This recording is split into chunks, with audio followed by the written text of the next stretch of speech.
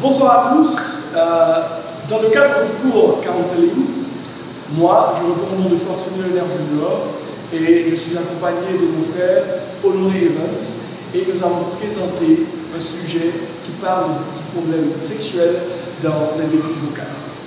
Alors, pourquoi parler du problème sexuel?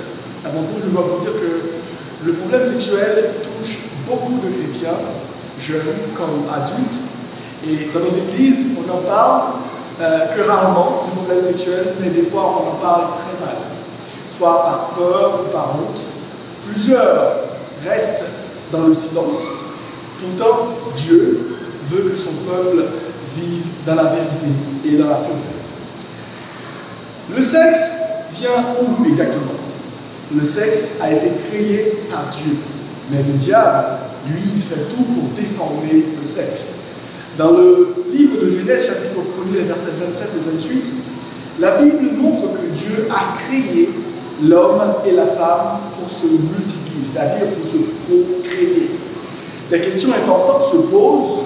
Le sexe est-il un péché? Pourquoi l'Église évite-t-elle ce sujet? Ça, on ne le sait pas. Est-ce mal d'avoir des désirs sexuels avant le mariage? Il est temps d'en parler avec respect, selon la parole de Dieu. Maintenant, la première question qu'on se pose, c'est pourquoi l'Église ne parle pas souvent de sexualité? Le sexe est souvent vu comme un sujet honteux ou sale dans nos églises. On pense qu'en parler à l'Église est indécent. Plusieurs, beaucoup de jeunes et même des personnes qui sont mariées luttent en silence par rapport avec ce sujet qui est la sexualité. Pour les dirigeants, ils pensent que certains d'entre eux, bien entendu, ils ont peur de gêner les membres de l'Église. Et il y en a qui peut-être n'ont pas assez de bagages intellectuels ou bien bibliques pour en parler. Peut-être ils ne savent pas comment en parler avec respect. D'autres vivent eux-mêmes dans la pureté. C'est peut-être la raison pour laquelle que le sexe ne parle pas souvent dans nos églises. Ce silence qu'il y a dans nos églises par rapport à ce sujet qui est la sexualité empêche la guérison et la vérité dans l'église. Pourtant, Jésus, comme je viens de vous le dire, n'a jamais évité les sujets sensibles. Et ça, on le trouve dans Jean chapitre 8, les versets 1 à 11, où Jésus a répondu à certaines questions de la femme prostituée qu'on a amenée vers lui. Il a parlé avec amour et vérité concernant ce sujet, et l'Église doit briser le silence pour aider les jeunes et les gens à en parler. Maintenant, je vais faire place avec mon frère, qui est Honoré Evans, qui va aborder d'autres sujets qui ont rapport avec le sexe. Merci. Merci, collègue Fortuné. Le sexe est-il un péché? Donc la réponse est catégoriquement non. Car Dieu l'a créé dans le jardin d'Éden, donc en Genèse 1er, versets 27 et 28, nous parle. Le sexe est plutôt un cadeau de Dieu. Et ça crée l'unité du couple et ça entraîne la procréation. Donc le péché commence quand on utilise le sexe hors du mariage. Donc le sexe n'est pas un péché en soi. Donc aujourd'hui, beaucoup de jeunes l'utilisent de façon non biblique.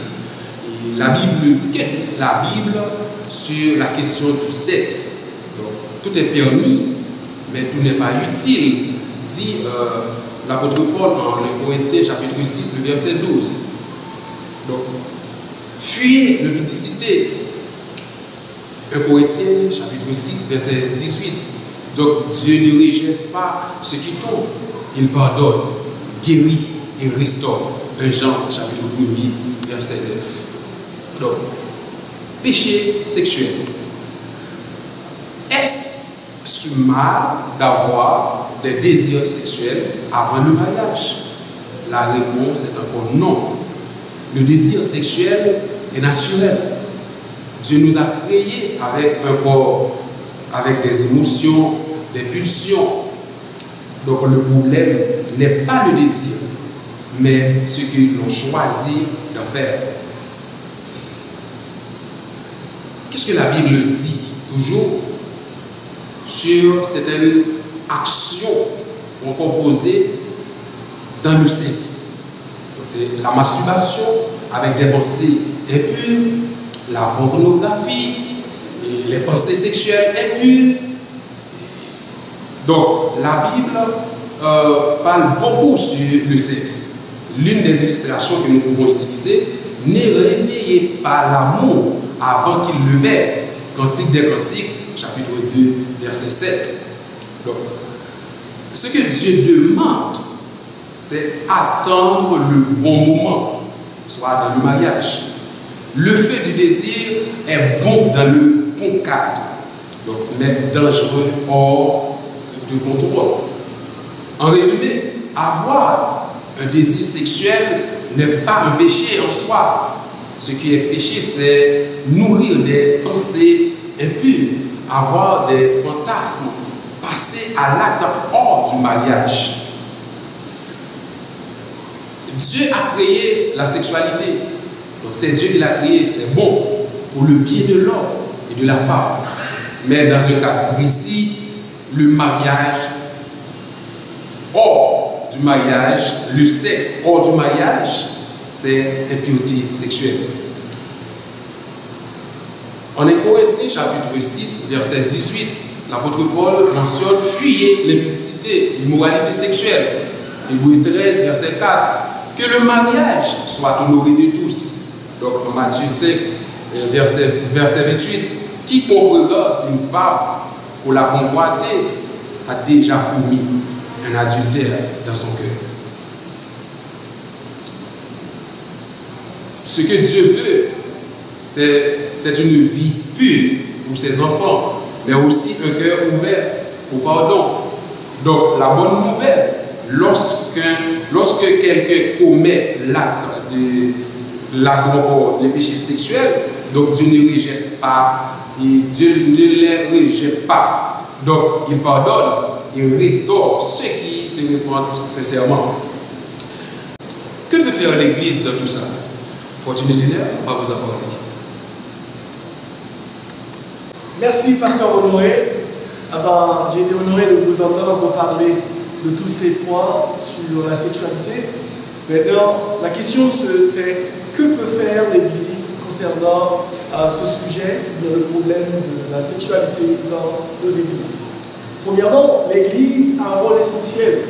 Il doit aider les croyants à vivre dans la pureté, briser le silence sur la sexualité. Il y a 5 actions concrètes que l'Église peut en faire. La première, l'Église doit enseigner la vérité biblique sans peur ni tabou. La deuxième, l'Église, disons mieux les dirigeants, doivent créer un climat d'écoute sans jugement. Troisièmement, ils doivent accompagner spirituellement, disons, dans la prière, dans les conseils et dans les suivis, toutes les personnes qui se sont influencées, ou du moins qui sont tombées dans ce mal qui est la sexualité, hors ou pendant le mariage. Mettre en place des groupes de chrétiens, bien des groupes de soutien, des gens qui vont être là pour soutenir les gens à travers les conseils, etc. L'Église doit aussi former les responsables à aider avec amour et sagesse. Une Église qui enseigne, qui écoute, qui accompagne les gens, devient un lieu de guérison, de vérité et de restauration. Maintenant, après avoir fini d'aborder ce sujet, nous devons conclure. La conclusion se trouve, disons, on va parler en gros sur le problème sexuel qui est bien dans nos églises, mais trop souvent qui est ignoré, soit par peur ou par gêne. Le modèle que nous devons suivre, c'est Jésus. Jésus n'a jamais évité les sujets sensibles. Au contraire, il a confronté le péché avec amour et vérité. Vérité importante que nous devons savoir sur la sexualité: le sexe n'est pas un péché, comme l'a dit notre frère Honoré Evans. Au contraire, c'est un cadeau de Dieu. Dans Genèse chapitre 1er, verset 27 et 28, quand Dieu a mis Adam et Ève face à face, non seulement il a répondu à beaucoup de questions sur l'évolution, des gens qui parlent, sur l'homosexualité et tout ça. En fait, le sexe, disons, le sexe n'est pas un péché. Le péché, c'est l'usage hors du cadre du mariage. Si on n'attend pas avant de nous marier comme Jésus, mais comme Dieu l'a fait dans le livre de Genèse, ça va devenir un péché. Le désir sexuel n'est pas un péché, mais il doit être maîtrisé. Dieu nous appelle à la patience, à la sanctification et à la pureté. Nous devons briser le silence, disons les leaders de l'Église. Ils doivent briser le silence. Ils doivent enseigner, ils doivent écouter, ils doivent accompagner et ils doivent restaurer les gens qui en souffrent de ce mal. Même si tu es tombé, c'est le conseil que j'ai pour vous. Même si tu es tombé, ce n'est pas la fin. Dieu est plein de grâce et de pardon, dit 1 Jean chapitre 1er, le verset 9. Avec l'aide du Saint-Esprit, tu peux marcher dans la victoire. Pour présenter ce sujet, nous étions deux. C'était pasteur Fortuné et notre frère, notre pasteur Honoré Evans. On vous a parlé aujourd'hui de la sexualité, du problème de sexualité. Nous étions deux à présenter ce sujet. Nous vous disons merci d'avoir suivi avec nous. Que Dieu vous bénisse. Merci. D'accord.